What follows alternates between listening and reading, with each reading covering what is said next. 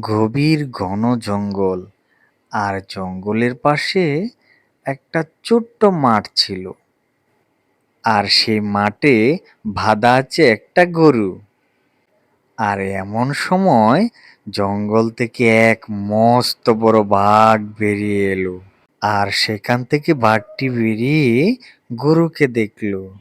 আর গরুটিকে সে বলল, বাহ, আমার সামনে তো একটা মোটা তাজা গরু দেখতেছি। আহ, ওই বেটাকে তো মজা করে খেতে হবে। হা হা হা হা, তোকে তো আমি খাবই গরু। সে কি বাপ মামা, শেষমেশ কি আমাকেই খাবে তুমি? আজ বুঝি কোনো শিকার পাওনি? তোর এসব জেনে কাজ কি? আমার ক্ষুধা লেগেছে, আমি তোকে খাবো। সে না হয় খাবে, তুমি যদি এখন আমাকে খাও তাহলে তোমার অনেক লোকসান হয়ে যাবে। কি বলতে চাস তুই? সব খুলে বল। কেন তুই এসব কথা বলতেছিস?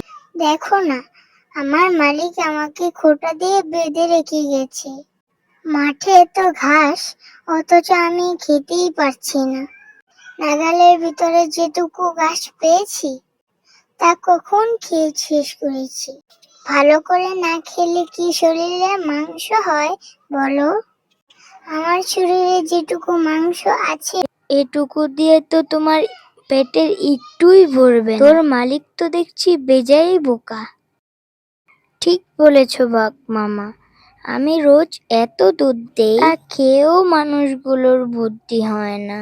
তোর এসব খেলুড় খেলুড় আমার একদমই ভালো লাগছে না। তোকে আমি এখনই খাবো। হা হা হা হা হা। সে তো খাবেই, খাওয়ার আগে একটা কাজ করে খাও, তাহলে আমারও পেট ভরবে, তোমারও পেট ভরবে। কি কাজ বল শুনি? এই দড়িটা খুলে দিয়ে যাও। আমি মাঠের ঘাস খেয়ে আগে আমার মাংস বানিয়ে নিই, তারপর তুমি আমাকে খেও। কেমন? তোর বুদ্ধিটা তো মন্দ না। আমি তোর দড়ি খুলে দিয়ে যাচ্ছি, বিকালে এসে তোকে খাবো।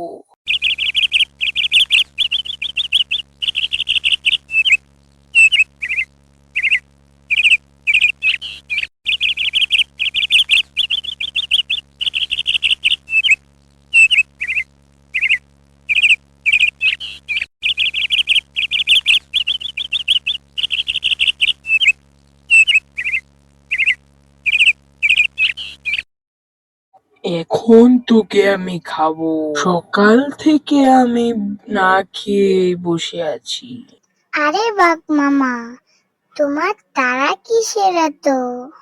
আমি সারাদিনে শুধু অল্প পরিমাণ ঘাস খেতে পেরেছি। এতটুকু ঘাসে আমার শরীরে কতটাই বা মাংস হয়েছে বলো? দড়ি খুলে দিয়ে গেলাম তাড়াতাড়ি। এখনো ঘাস খাচ্ছিস না কেন তুই? বাঘ মামা, তাড়াতাড়ি খেলে বদ হজম হবে। আমার শরীরে যেটুকু মাংস আছে তাও ঝরে যাবে, আর পেট ভরবে না তোমার। বরং তুমি একটা কাজ করো বাঘ মামা। ফের কি কাজ তোমার আবার? তুই তো আমাকে বড় খাটাচ্ছিস। না, সেরকম খাটুনির কাজ নয়। তুমি এক সুযোগে দড়িটা কেটে দিয়ে যেও। আমি ঘাস খেতে খেতে আমার শরীরে অনেক মাংস করে রাখবো বাঘ মামা। বেশ, তাই হবে। কিন্তু একটা কথা মনে রাখি, কাল বিকালে আমি তোকে খাবোই। খাবে, 100 বার খাবে, চিন্তা করো না বাঘ মামা।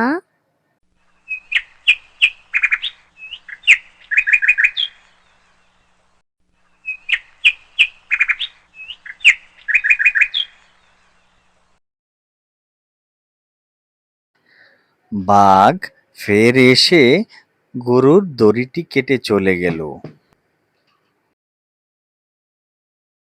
বিকেলে বাঘ ফিরে এসে দেখে মাঠের অর্ধেক ঘাসও খায়নি গরুটি। বাঘ তখন রেগে মেগে বলল, ওই গুরু, তুই কিন্তু আমার সাথে খুব ফাঁকি মারছিস। এখনো তোর অর্ধেক ঘাসও খাওয়া হয়নি। তুই কি আমার সাথে চালাকি করছিস নাকি? আমি চালাকি করব কেন? তৌবা তৌবা। আমি তো সারাদিন ঘাস খেতেই থাকছি। এত বড় মাঠের ঘাস খাওয়া কি চারটিখানি কথা? তুমি কাল এসে আবার আমার দড়ি কেটে যেয়ে কাল আরো অনেকটা ঘাস খেয়ে ফেলবো। আমি তোমায় কথা দিচ্ছি, 3 দিনের ভেতর এই মাঠের সব ঘাস খেয়ে শেষ করে দিব। তখন দেখো আমাকে দেখতে না নাদুস নাদুস হয়। 4-5 দিন ধরে আমাকে তুমি খেতে পারবে। এই 3 দিন তুমি ছোট শিকার ধরে খেয়ে ফেলবে। গরুটি মাঠের সব ঘাস খেয়ে শেষ করে ফেললো, কিন্তু গাছের তলায় কিছু বড় ঘাস রয়ে গেল। পরের দিন বাঘ এসে বলল, আজ তো তোকে খাবোই। আমি 5 দিন না খেয়ে আছি। তোকে খাবো বলে আজ আর তোর নিস্তার নেই। বাহ, তোর শরীরটা তো বেশ নাদুস নুদুস হয়েছে। আজকে তোকে খেয়ে মনটা শান্তি হবে। আজকে তোকে মজা করে খাবো। আহ হা হা হা হা হা হা। আহ হ্যাঁ মামা, তোমার জন্যই অপেক্ষা করছিলাম। আমি প্রস্তুত, কিন্তু খাবার আগে এটা আরেকবার খুলে দাও বাঘ মামা। তুই তো আমাকে জ্বালিয়ে মারবি। তোর এইসব কথা আর ভালো লাগতেছে না। আমি এখন তোকে খাবো। আমি খাবোই খাবো। আরে, রাগ করছো কেন বাঘ মামা? 5 দিন অপেক্ষা করতে পেরেছো, আর কিছুক্ষণ অপেক্ষা করতে পারবে না? দেখো ওই গাছের তলায় কতগুলো ঘাস পড়ে আছে, ওটাও খেয়ে আসি। মাঠে সব ঘাস খেয়ে ফেলেছি, তাহলে ওগুলো বাকি থাকবে কেন? তারপর তুমি আমায় পেট ভরে খেও। ঠিক আছে, আমি দড়ি খুলে দিয়ে এখানেই থাকছি। আজ আর বনে যাব না। তাড়াতাড়ি ওইটুকু খেয়ে ফেলো, তারপর আমি তোমাকে খাবো। দড়ি কেটে দিতেই গরু গিয়ে ঘাস খেতে লাগলো। আর বাঘ যখন জিরানোর জন্য বসে পড়লো, গরুটি সুযোগ বুঝে গাছের মগ ডালে উঠে বসলো, একদম উপরের ডালে। আর বাঘের যখন ঘুম ভাঙলো, তখন গরুটিকে দেখে গাছের মগ ডালে বসে আছে। আরে গরু, তুই কিভাবে গাছে চড়ে বসলি? তাহলে কি তোর মনের ভিতরে এসব ছিল? আমি যদি জানতে পারতাম, তাহলে কখনোই তোকে সময় দিতাম না। ওই গরু, তুই আমাকে বোকা বানালি। আর তুমি কতক্ষণ গাছের উপরে এভাবে থাকবে? বাঘ, আমাকে খাওয়ার জন্য এত অস্থির হয়ে আছিস বেটা? আমাকে তুই চিনিস না? বোকা বাঘ, সাহস থাকলে উপরে উঠে আয়। বসে থাক ওখানে। আমি আর 1 মাস এখান থেকে নামছি না।